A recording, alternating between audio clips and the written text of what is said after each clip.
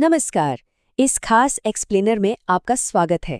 आज हम एक ऐसे रहस्य की गहराई में उतरने वाले हैं जिसने सदियों से दुनिया भर के इतिहासकारों और धर्मशास्त्रियों को हैरत में डाल रखा है। बात हो रही है आर्क ऑफ द कॉवेनेंट यानी ताबूत ए सकीना की। चलिए इसके दिलचस्प सफर पर एक नजर डालते हैं। तो आज की हमारी चर्चा कुछ इस तरह आगे बढ़ेगी। पहले हम सकीना के मूल धार्मिक अर्थ को समझेंगे, फिर इससे जुड़ी निशानियों की बात करेंगे, उसके बाद ताबूत के उस रहस्यमयी प्राचीन सफर पर चलेंगे जो सुलेमान से लेकर इथियोपिया तक जाता है, और अंत में जुल्फिकार और मेहदी से जुड़ी हैरान करने वाली भविष्यवाणियों पर भी गौर करेंगे। तो आइए सबसे पहले बात करते हैं हमारे पहले भाग की, शांति का पात्र यानी ताबूत और सकीना। अब देखिए, इस्लामी धर्मशास्त्र और हमका की तफसीर अल अजहर जैसे गहरे एकेडमिक विश्लेषणों पर अगर हम नज़र डालें तो सकीना और इत्मीनान का मतलब महज शांति नहीं है।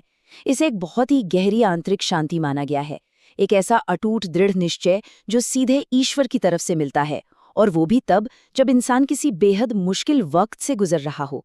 सोचिए, क्या हम सब आज भी किसी न किसी रूप में इसी सकीना यानी सुकून की तलाश में नहीं है? और इस बात का सबसे बड़ा प्रमाण हमें सूरह अल बकरा की आयत 248 में मिलता है। ये आयत बताती है कि इस ताबूत के अंदर ईश्वर की तरफ से आने वाली एक दिव्य शांति यानी वही सकीना मौजूद थी। जरा उस दृश्य की कल्पना कीजिए। कहा जाता है कि इसमें मूसा और हारून के परिवारों की बची हुई कुछ बेहद पवित्र निशानियां भी रखी हुई थी, और सबसे खास बात, इसे खुद फरिश्ते उठाकर लाए थे। कमाल की बात है ना। यहाँ ये समझना बहुत ज़रूरी है कि इन व्याख्याओं की अकेडमिक जड़ें काफ़ी मजबूत हैं। इससे हमें पता चलता है कि ताबूत कोई आम लकड़ी का संदूक बिल्कुल नहीं था, बल्कि कड़े संघर्ष और युद्ध के समय में ये बनी इसराइल के लिए एकता और ताकत का एक बेहद शक्तिशाली प्रतीक बन गया था। ये उन्हें हर विपरीत परिस्थिति में जोड़े रखता था। चलिए अब आगे बढ़ते हैं हमारे दूसरे भाग की तरफ, पवित्र निशानियां और धार्मिक सीमाएं। अब यहाँ एक बहुत ही दिलचस्प और गहरा धार्मिक सवाल खड़ा होता है। जब इस ताबूत में इतनी अकाट्य ऐतिहासिक शक्ति थी, तो क्या इसे आधार बनाकर किसी और पैगंबर की निशानियों या कब्रों को ईश्वर तक पहुंचने का जरिया यानी वसीला बनाना सही ठहराया जा सकता है? ये एक ऐसी बहस है जिस पर अक्सर बहुत चर्चा होती है। अगर हम अल-मवरिद के सख्त पारंपरिक नियमों की माने तो इसका जवाब है बिल्कुल नहीं। उनके अनुसार आग का जो दर्जा था वो पूरी तरह से एक दिव्य आदेश था। वो एक बहुत ही अनोखा अपवाद था। ताबूत एक तरह से किबला के समान था, इसलिए इसकी आड़ लेकर आज के समय में कब्रों या किसी की व्यक्तिगत निशानियों की पूजा को बिल्कुल भी सही नहीं ठहराया जा सकता। असल में ये नियम आस्था को भटकने से बचाने के लिए बहुत जरूरी माना गया है। अब आते हैं तीसरे भाग पर, जो शायद सबसे ज्यादा दिलचस्प भी है, आर्क का गुप्त और रहस्यमयी सफर। यहाँ से कहानी में एक बड़ा मोड़ आता है। ये रहस्यमयी इतिहास ताबूत का एक ऐसा विशाल सफर तय करता है जो वाकई हैरान कर देने वाला है। कुछ गुप्त मान्यताओं के अनुसार ये कोई साधारण संदूक था ही नहीं। इसे एक अलौकिक वस्तु माना गया जिसे आदम ईडन से धरती पर लेकर आए थे। और फिर सोचिए, सदियों तक पीढ़ी दर पीढ़ी यह अलग अलग पैगंबरों और राजाओं के हाथों से गुजरता हुआ पूरी हिफाजत के साथ आगे बढ़ा। और इसके अंदर क्या था? इन रहस्यमयी परंपराओं का दावा है कि ताबूत के अंदर सिर्फ पत्थर की वो तख्तियां नहीं थीं जिनका अक्सर जिक्र होता है। बात इससे कहीं आगे जाती है। कहा जाता है कि इसमें हजर अल अस्वद यानी काला पत्थर, मूसा की जादुई लाठी, सुलेमान की अंगूठी और यहाँ तक कि मशहूर जुल्फिकार तलवार जैसी अकल्पनीय और बेहद शक्तिशाली चीजें मौजूद थीं। बिल्कुल किसी फैंटेसी कहानी की तरह लगता है ना। अब इस पूरे रहस्यमयी सफर में इश्माइलाइट्स यानी अरब कबीलों का जुड़ाव एक बहुत ही अहम कड़ी है। सुमेरियन मैदानों से लेकर पेट्रा की रहस्यमयी घाटियों तक की कथाओं में बताया गया है कि पैगंबर शुएब ने इसे मूसा को सौंपने से पहले पेट्रा में इस आर्क की पूरी तरह से हिफाजत की थी।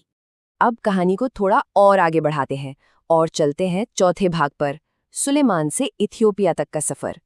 यहाँ आकर कहानी अचानक दक्षिण की दिशा में एक ऐसा मोड़ लेती है जो इंसानी इतिहास के सबसे बड़े भौगोलिक रहस्यों में से एक बन जाता है। आखिर मध्य पूर्व का एक इतना अहम और पवित्र संदूक अफ्रीका के हॉर्न यानी इथियोपिया में कैसे पहुंच गया? ये वाकई सोचने वाली बात है। अगर हम इथियोपियन राष्ट्रीय महाकाव्यों और कुछ गुप्त इस्लामी परंपराओं को एक साथ रखकर देखें तो पता चलता है कि राजा सुलेमान ने इस आर्क को रानी शीबा से हुए अपने बेटे मेनेलिक प्रथम को दे दिया था। इसके बाद मेनेलिक ने इसे बेहद गुप्त तरीके से इथियोपिया पहुंचाया और आपको जानकर शायद हैरानी हो कि आज भी एक्शुम के इथियोपियन ऑर्थोडॉक्स चर्च द्वारा इसे अपने पास सुरक्षित रखने का दावा किया जाता है। इस बात पर इतिहास में अलग अलग सिद्धांत मौजूद हैं।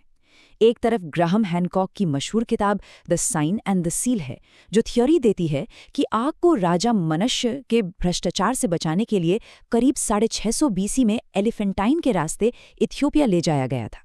लेकिन वहीं दूसरी तरफ इथियोपियन परंपराओं का सीधा सा दावा है कि ये मेनेलिक प्रथम के जरिए करीब 2 सदी पहले यानी लगभग 850 BC में ही वहां आ चुका था। इथियोपिया का ये कनेक्शन दुनिया भर की और भी कई हैरान करने वाली कहानियों से जुड़ता है। जरा सोचिए, एक ही संदूक के इर्द गिर्द कितनी सारी बातें घूम रही हैं। बचपन में ईसा मसीह का आर्क के दर्शन के लिए आना, सम्राट नेगस का खुफिया तरीके से इस्लाम अपनाना और तो और लालीबेला में नाइट्स टेम्पलर का इस आर्क को खोजना, ये सारी घटनाएं इस रहस्य को और भी ज्यादा गहरा कर देती हैं। और अब हम इस एक्सप्लेनर के आखिरी और सबसे रोमांचक भाग पर पहुंच चुके हैं, जुल्फिकार और मेहदी। अगर हम वापस उसी गुप्त इस्लामी नजरिए पर लौटें तो ताबूत का ये अद्भुत सफ़र सीधे तौर पर दुनिया के अंत यानी एंड टाइम्स की बुनियाद से जाके जुड़ जाता है। कुछ कहानियों में तो यहाँ तक कहा गया है कि इथियोपिया वालों ने गुप्त तरीके से आर्क को पैगंबर मोहम्मद को वापस लौटा दिया था और मान्यता है कि इसी संदूक से वो अद्भुत जुल्फिकार तलवार निकाली गई थी जो बाद में अली इब्ने अबी तालिब को सौंपी गई।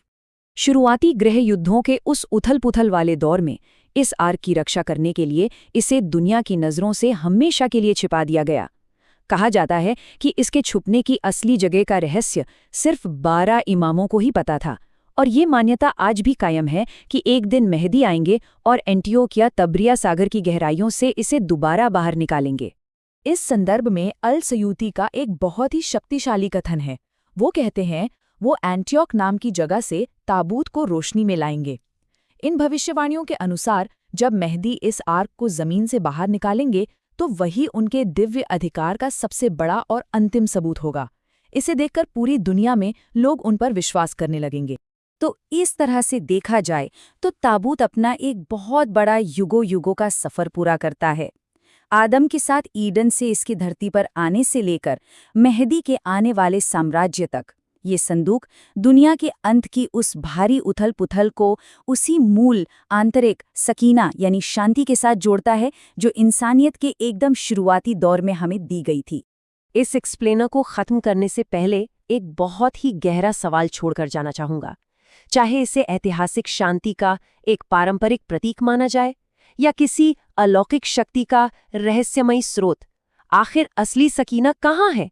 क्या वो इस भौतिक ताबूत के किसी छुपे हुए तहखाने में बंद है या फिर इसे सदियों से तलाशने वालों के अटूट विश्वास में बसती है?